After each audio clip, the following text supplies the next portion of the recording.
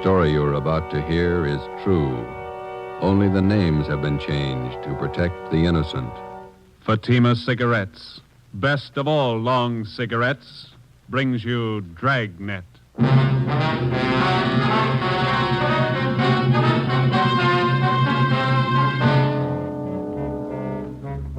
You're a detective sergeant. You're assigned to homicide detail. A notorious hoodlum in your city has been shot to death. A gang war is threatened if his followers seek revenge. Your job, find the killers. If you want a long cigarette, smoke the best of all long cigarettes. Smoke king-size Fatima. Fatima is the long cigarette which contains the finest Turkish and domestic tobaccos superbly blended to make Fatima extra mild. And that's why Fatima has a much different, much better flavor and aroma than any other long cigarette. That's why Fatima has more than doubled its smokers coast to coast. So enjoy Fatima, the best of all long cigarettes. It's wise to smoke extra mild Fatima. It's wise to smoke extra mild Fatima.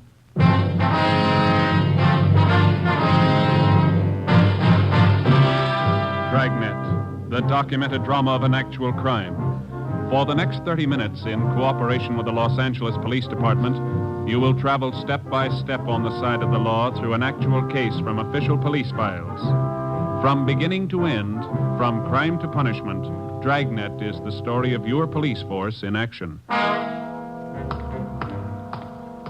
It was Saturday, July 22nd. It was hot in Los Angeles. We were working the night watch out of homicide detail. My partner's Ben Romero. The boss is Thad Brown, chief of detectives. My name's Friday. It was 10 p.m. when we walked out of the murder room at the Ferndale Sanitarium and went down to the end of the hall, the emergency room. I'm sorry. I know this hurts. We have to irrigate the wound. Where are the bullets that were removed from Miss Stalling? Right on the table, Doctor. There they are, Captain Elliott. Thank you. Romero, you want to mark them for evidence? All right. Doctor? Yes, Sergeant. Wonder if it'd be all right if we asked Miss Stallings a few questions? I think so. She's still in a bad state of shock. If you'll be as brief as possible. Yes, sir. Miss Stallings, these men are police officers. This is Captain Elliott. This is Sergeant Friday, is that right? That's right. It's my partner, Sergeant Romero. Yes. You were in the room when Gus Valentine was shot? Yes. Do you feel up to telling us what happened? No. Excuse me, please. Surely. I have to paint this. Get a compress on it. You were visiting Valentine? So you better wait until the nurse finishes up there. All right, sorry. She got hit twice, just flesh wounds, but they're very painful. Yeah. Excuse me. Surely. You're all right. I can reach it.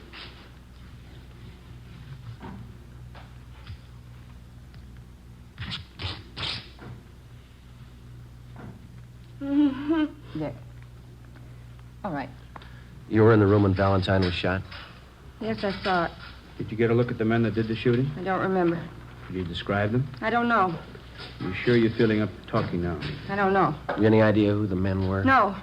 Maybe we can talk to you later. I don't care what you do. I don't care what you do. You hear me? You hear me? Nervous shock. I'm sorry. We didn't mean to upset her. You didn't. Thought maybe she might be able to help you a little, but I guess not. Better make it sometime tomorrow morning. She'll be all right then. Okay, thanks. I don't know if I saw him. I don't know if I saw him. How should I know if I saw him? How should I know? Let's go.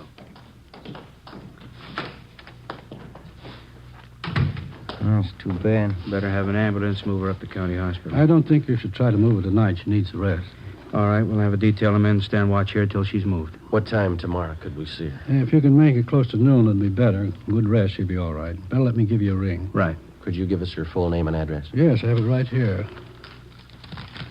It's Ida Mae Stallings, 837 Downhill Street, Linwood. All right, thank you. Anybody else here in the sanitarium see the shooting? Well, I saw the men. I couldn't describe them, just their backs as they ran down the hall after the shooting. How were they built, do you remember? About average, I'd say. Hard to tell. How are they dressed? Well, one of them was wearing a hat, looked like some kind of summer hat. Straw? No, it was one of those, what am I trying to say? You know the kind. Was it an open weave hat? Oh, you know, very common in the summer. You mean a Panama? Panama, sure, that was it. White. What kind of suits did they have on? I couldn't tell you. I was in my office when I heard the shots. I came out in the corridor. They were just making to the back door. Anyone else see it? Sylvia Proctor, the nurse who was in the room at the time. Why'd they kill her? I don't know. Any of the patients? Is it possible one of them might have seen him? Yes, one of them did see something. Bert Anderson. Like to talk with him? Yes, we would. And down this way. He's in room 38, just down the hall from the shooting. All right. I should tell you, Mr. Anderson lost a speech about 9 years ago. He uses a child's slate to write on. Why is he here in the sanitarium? He's old, 73, lives on a pension. Except for losing his speech, he's as sharp as a high school boy. Hello, Bert. Sorry to bother you after all the excitement. Yeah, all right. We won't keep you up long. It's after your bedtime. Would you hand me that box of chalk over there? Oh, yeah. Bert, these men are police officers. I want you to tell them what you know about the shooting tonight. I thought you might have seen it. This is Captain Elliott from the Homicide Department. How do you do, Mr. Anderson? And this is Sergeant Friday, is that right? Yes, sir. How are you, sir? And this is Sergeant Romero. How do you do, sir? Where were you at the time of the shooting, Mr. Anderson? Sitting in here with the door open, huh? Did you get a good look at the men? What'd they look like? Question mark. I don't think he understands what you want to know. Yes, that's a trouble. Let's put it this way, Mr. Anderson. How many men were there? Let's take one of these two men. Can you describe one of them? That's the way, Captain. That slate's rather small, and he can only get so much on it at a time. He's like all of us. He wants to talk fast, and this is the only way he knows, so we have to make it easy for him. I understand. Built like the captain. Your bill, Skipper. Same man had a thin mustache. That's all I can tell you about him. How about the other man, Mr. Anderson? Can you describe him? Please. What's that second word? I can't make it out. Understand. Uh-huh. They were running very fast. Thanks. Yes, we understand. Did you see the other man at all? Fine. What can you tell us about him? All he could see was... man was wearing a hat. A white Panama hat, Mr. Anderson? Who says yes? Was there anything peculiar about the way they walked or ran? Did one of them have a limp, for instance? Didn't notice anything. Says he didn't notice anything. Could you tell us anything about the men's faces? They passed by so quickly. I was worried about the gunshots. Yes, we can understand that, but do you think you could identify them if you ever saw them again? He says he could try. Could Mr. Anderson come downtown if we have a show up? I don't see why not, but gets around fine. Well, he wants to know why they killed Miss Proctor, the nurse. He says she was one of his best friends. We don't know, Mr. Anderson. Says he wishes he could talk. Maybe he could help you more. It's all right, Bert. You talk loud enough.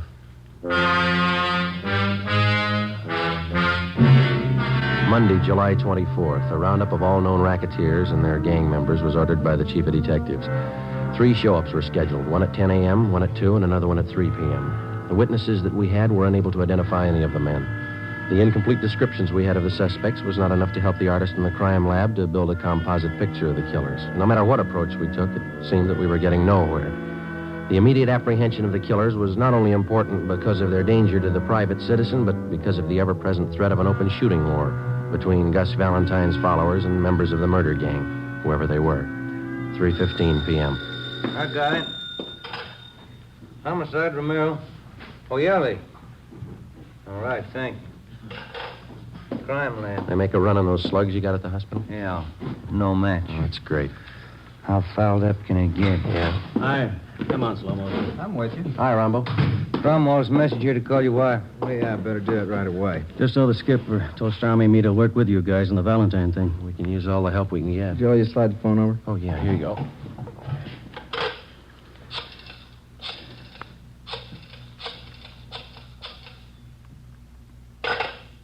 What's the matter? Change your mind? You let her ring once. She knows the signal. She's over at the mother-in-law's. Yeah? Mother-in-law's got lots of money and a limited phone. Let her call me. You got any ideas, Earl? Well, I don't know anybody who liked Valentine. A lot of them could have killed him. Just got word from the crime lab. There's no match on those slugs. And you didn't get anything out of the show-ups. No, nothing. Maybe that Stallings woman can give us something, huh? You haven't been out there yet? No, not yet. We've been sweating out the show-ups. Starmy and I read your reports. Rough go. We had an idea. Yeah? Well, of Valentine's boys you didn't get around to yet. Who's that? Benny Davis. He was pretty close to him. Thought a lot of him. If anybody figures to take over his interest, it's probably Davis. Well, you think advancement could have been the motive for him? No, he wouldn't kill him. Anyway, he couldn't have. Just got in from Florida this morning. That doesn't mean he couldn't have engineered it. Possible, but I doubt it. Starmy and I know his operation pretty well. Pulled him in on that Patterson killing 6 months ago. Checked back through his record. Never picked up carrying a gun. Well, it doesn't mean he couldn't get one in a hurry. We're not going to guarantee Davis, but I don't think he's your man, Joe. You got a line on him? Lives at the Churchill Arms out in Wilshire. UCLA. All right, we'll talk to him.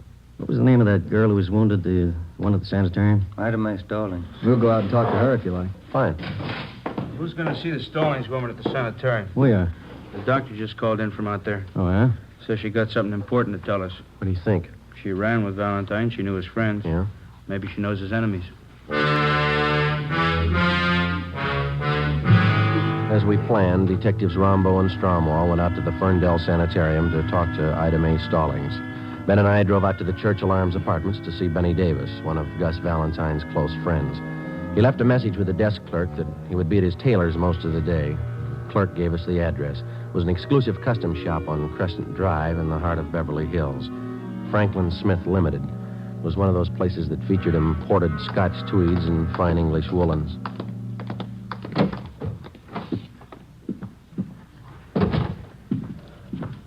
Good afternoon, gentlemen. May I serve you? Could you tell us if Benny Davis is in here? Mr. Davis. Yes, sir. Third fitting room. To the rear, on your left. Thank you. Come on. Look at that brown cloth over there, Joe. Yeah, that's Donegal tweed. It's nice fabric. I had me one of them once. Wears like iron. Oh, yes. This blue pinstripe certainly fits a great deal better than the brown one. You turn round. Yes, excellent fit. Yeah, looks fine. I don't know if I like that right shoulder. Looks a little low, Mr. Davis. Excuse me? This fitting room's taken, gentlemen. Benny Davis in here. Yeah, what is it? Wonder if we could see you alone. What about? Confidential. No, Cedric, not like that. Pull the shoulder up. More padding, maybe. Oh, do you think so? I don't know if I agree, Mr. Davis. Well, you can see how it slopes off there. I like a good full shoulder. Well, you've got a good full cut here. Of course, too much padding is going to ruin the line of the jacket. I'd like more padding. Yeah, very well. A number 2 pad in the right shoulder and easy armholes. Number 2 pad, right shoulder, ease armholes. What is it, income tax? What's the secret? We're police officers. I'd like to talk to you alone for a minute. All right, be finished in a second. That takes care of this one, Mr. Davis. You want 2-inch cuffs in the trousers? Yeah, on all of them. Cedric, be sure to get these sleeves short enough. I'd like lots of linen to show. Oh, yes, surely. Now, if you'll slip on the green tropical. Okay. I'll take your jacket. Thanks. Hey, want to tell me what it's all about? Rather talk to you alone. Here are the trousers. Okay. Good-looking suit, huh? Fine. Yeah, I get all my stuff made here. I'll let Smith here make you a suit sometime. Got a fine suit of clothes. Yeah. Thank you, Mr. Davis. Is your jacket, Mr. Davis? Right. That looks fine. Yes, the trousers are just right. A little fullness in the back of the jacket here. Uh-huh. And taking the center seam. Taking center seam. How much? And trimmed. Here's the back. Raise the back. Shorten collar. Shorten collar. Looks just fine. That's a nice soft roll of the lapels, isn't it? Yeah, good. All right, Mr. Davis. Now, how about the White Palm Beach? Nice Panama hat would go good with that one. I never wear 'em. I like a coconut palm with a wide puggree band. Wonder if you could hold off the next fitting for a minute. We won't keep you long. All right. Any place around here where it's private? We can use Smith's office. Okay, Frank? Certainly. Go right ahead, gentlemen. Thank you. Which way? Back here.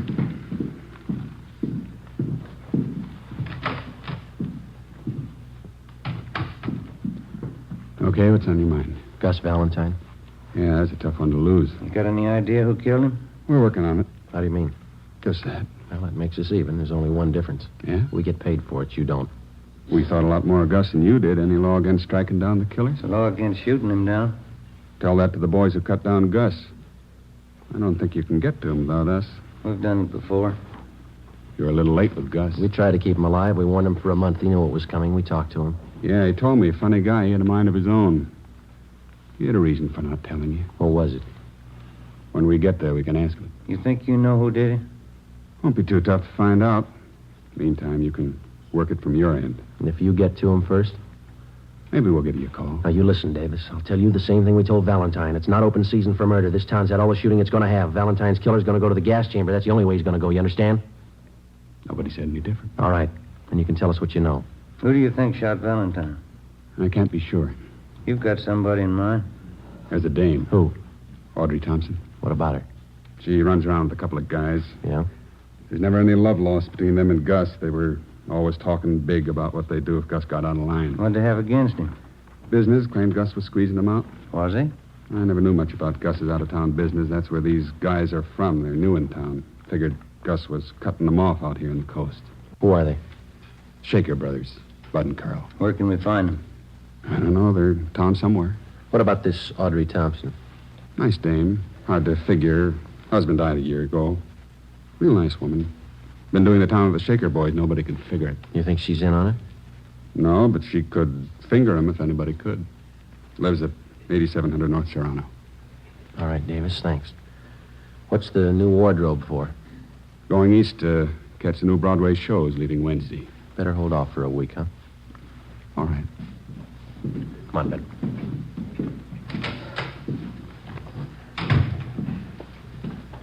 Think he's got anything? Could be. We'll run it down. Now, wait a minute. Yeah?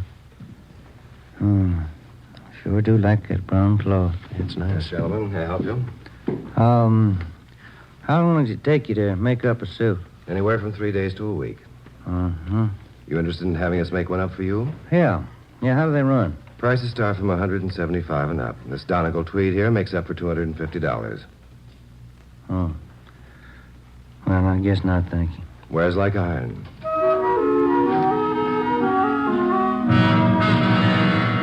$4:30 p.m. We drove out to 8700 North Serrano to the home of Audrey Thompson. There was nobody home.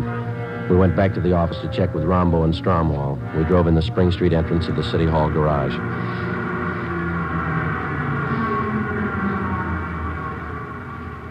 There's Rombo and Strom. They must have just got in. Hey, Rombo. Hi. How'd you make out? Stallings woman tell you anything? Well, we talked to her. Think maybe we got a lead. What's that? Girl around town by the name of Thompson. Audrey Thompson? Yeah, that's right. What'd she say about her? Said if anyone could put the finger on Valentine's killer, the Thompson girl could. Benny Davis told us the same thing. What do you think, Earl? 2 and 2 makes 4. Let's find her.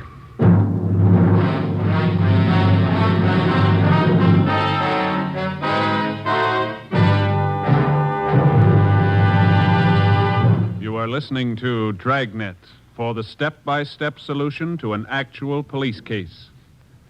Here, step by step, are the reasons why Fatima has more than doubled its smokers from coast to coast. Step 1. The name Fatima has always stood for the best in cigarette quality. Step 2. Long cigarette smokers discover Fatima has a much different, much better flavor and aroma. Step 3. Long cigarette smokers find Fatima extra mild.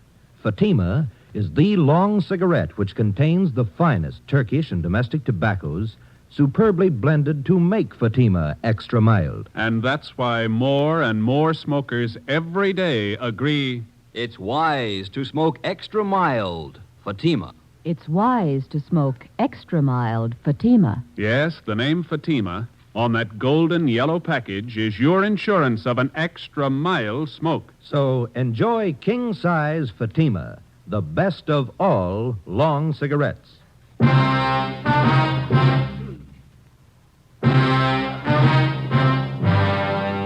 5 o'clock Monday afternoon. We tried for 3 hours to get in touch with Audrey Thompson. A few minutes after 8 p.m., we contacted her landlady. She told us that the Thompson girl was out of town and would be gone for 2 days. She didn't know where she'd gone, but she told us that she would be back. We checked her apartment and found all of her clothing and personal effects. A stakeout was placed at 8700 North Serrano, and then we went back to the office and got out a local broadcast on Audrey Thompson. Tuesday morning, 8 o'clock. Ben and I met with Captain Elliott, Detectives Rombo and Stromwall. Get a line on the Shaker brothers? Located them at the Eagle Towers apartments. Got them under surveillance. I don't think it'd be a good idea to pull them in yet. See what the Thompson girl has to say, then we can move on them. That's what we figured. Pull the packages on them? Yeah, they both got fair records. Been up on 3 raps, 1 conviction, 2nd degree robbery in Tulsa. That's where they're from. Couple of tough ones, always ready to use a gun. Apparently got a wad of dough somewhere. They've been throwing a lot of money around town. Pick up any rumbles about them? Well, we've been nosing around. We can't get anything on them for sure. They're not known around here. Shown the mug shots of the Shaker brothers to Mr. Anderson at the sanitarium. The doc, too. Yeah. Looks like the guys to them. Everything hinges on the Thompson girl. Check her out? Yeah, she used to be married to a newspaper man, Blaine Thompson. Died last year in an auto accident. No children. Went to high school here in town, local girl. Reputation's good all the way. Why the sudden switch to tough guys? I don't think she knows. You satisfied Davis is leveling with you? Well, if he's not, he did a good job briefing the Stallings woman. They both came up with the same lead, the Thompson girl. We had him in on the Patterson killing. You remember that, Skipper? He cooperated then. That time it was his skin. This time it's not. Well, I laid it out for him. He's been told. Well, how's it feel to you fellas? Pretty quiet around town? Yeah, seems to be. I wouldn't make book on what might happen if we don't wrap this thing up quick. I think after Joe and Ben gave Davis a word, he passed it down along the line. Anyway, it's an outside chance. They just brought in the Thompson girl. Send her in. Right. In here. You just sit there, Miss Thompson. All right. Our detectives Friday, Romero, How do you do? Stromwell, Rambo. How do you do? Guess you're wondering why you've been picked up. Yes, I was rather surprised. I was down at Palm Springs for a few days. I don't often get away. My boss gave me a 2-day holiday. What do you know about the Shaker brothers, Miss Thompson? They're friends of mine. I go out with them. We have reason to believe they might be mixed up in a murder. I don't believe that. What's this all about? The Gus Valentine killing. Do you think they're mixed up in that? How well do you know the Shaker boys? Well, to be truthful, I don't know them at all, really. I met them at a dance. Who introduced you? Nobody. I go to the Brookdale Ballroom every Wednesday night with some of the girls from the office. It's open to the public. Carl Shaker asked me for a dance one night, and that's how I met him. You ought to pick your companions a little more carefully. Both of these men have criminal records. I didn't know that. You've been out with them quite a lot, have you? I've known them a little over a month, yes. They ever said anything that might lead you to believe that they were mixed up in any rackets? No, I never heard anything like that. You're sure you never heard them discuss any business dealings of any kind? Yes, I'm sure. You've been seen in quite a few night spots around Los Angeles with them, is that right? Yes, they always take me to some nice place. You always go alone with them? How do you mean? Which one of them do you go with, Bud or Carl? Well, I never really thought about it. Both of them, I guess. When you go out, they never take another girl along to the party. No, just Bud, Carl, and myself. You go to most of the expensive clubs around town, is that right? Yes, like I said, we always go to some nice place. Do you ever wonder where they got the money?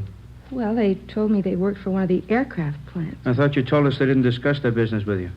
Well, I didn't consider telling me where they worked was discussing business. Did you consider that an aircraft worker's salary wouldn't even handle the cover charge at most of the places they've been taking you? Well, no, I guess I was having too good a time to question it. You see, Miss Thompson, you could spend a great amount of time with people and not remember things about them. Now, you're sure you've told us everything you know about the Shaker brothers? Yes. All right, that's all. If you find out something you think we should know, we'd appreciate it if you'd give us a call. Well, I won't be knowing anything about them because I'm going to stop seeing them. I didn't know they had criminal records. That's entirely up to you.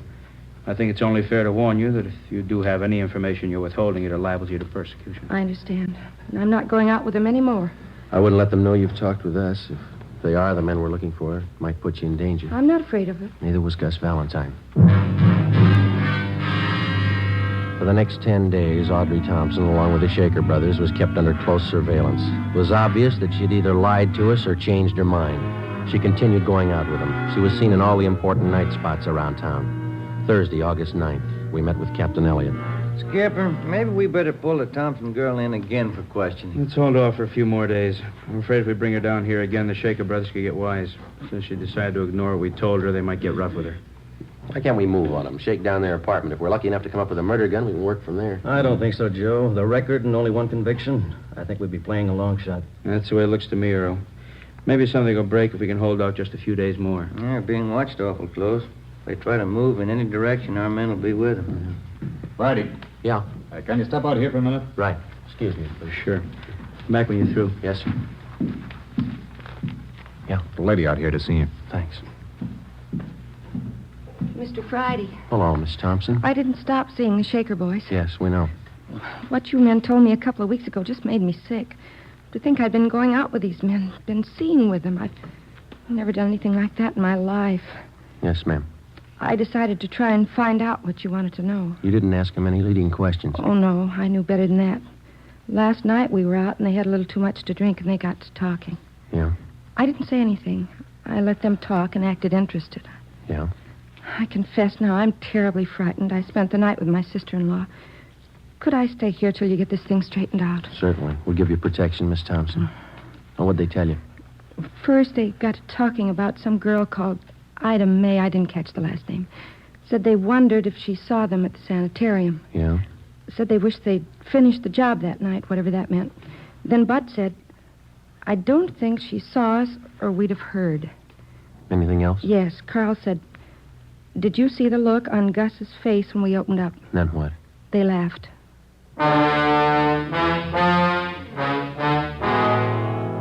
I had a stenographer take Audrey Thompson's statement, and I filled in Captain Elliott, Rombo, Stromwall, and Ben. We checked the stakeout on the Shaker brothers' apartment. The suspects hadn't been seen since early that morning when they'd gone in. Detectives Rombo and Stromwall, together with Ben and I, drove to the Eagle Towers apartments. It was 4:35 p.m. Strummy and I'll go up the back way. We'll notify the men on stakeout to keep a sharp eye all around. Right. Let's go.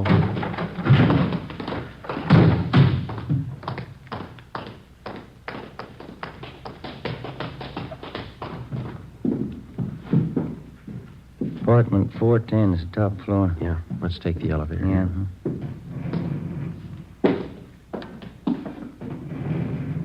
Push 4. Right.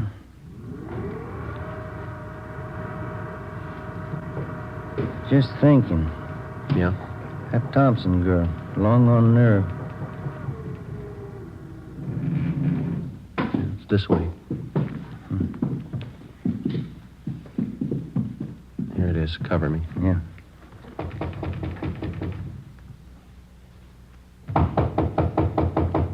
Yeah.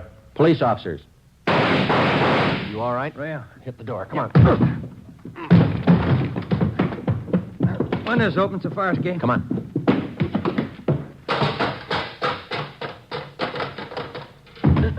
There they go over by the ventilator. Watch it. There's Strummy and Rumble coming out the door onto the roof. Rumble, watch it. They're up here. There goes one of them. Come on. All right, hold it right there. I give up. There goes the other one. He's making for that cable house. Stay with this one. I'll get him. All right, Shaker, let's put the gun away. You make a break onto the roof, they'll cut you down.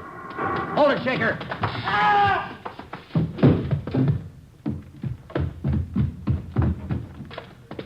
You all right, Joe? Yeah. Did you shoot him? No. He was trying to make it to the roof. He grabbed that hot terminal over there and knocked him cold. Oh, yeah. Move your foot, will you? Yeah. What's that? White Panama hat.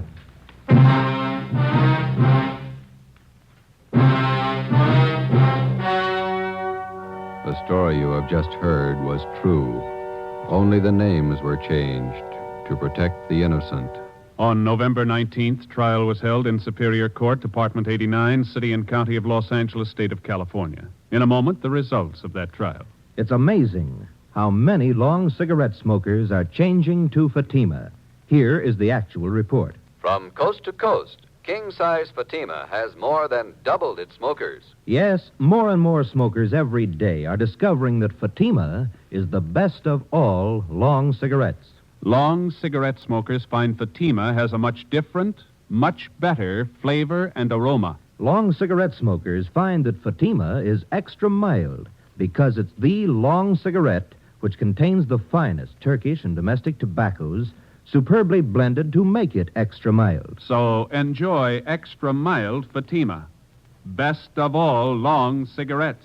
It's wise to smoke extra mild Fatima. It's wise to smoke extra mild Fatima.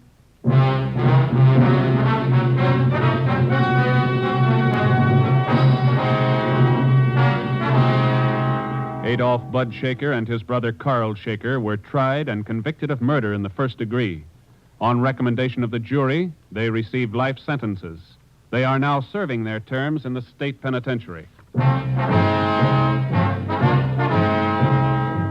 You have just heard Dragnet, authentic cases from official police files. Technical advice for Dragnet comes from the Office of Chief of Police W.A. Wharton, Los Angeles Police Department. Fatima Cigarettes, best of all long cigarettes, has brought you Dragnet from Los Angeles. Tomorrow, hear the Ronald Colemans in the Halls of Ivy on NBC.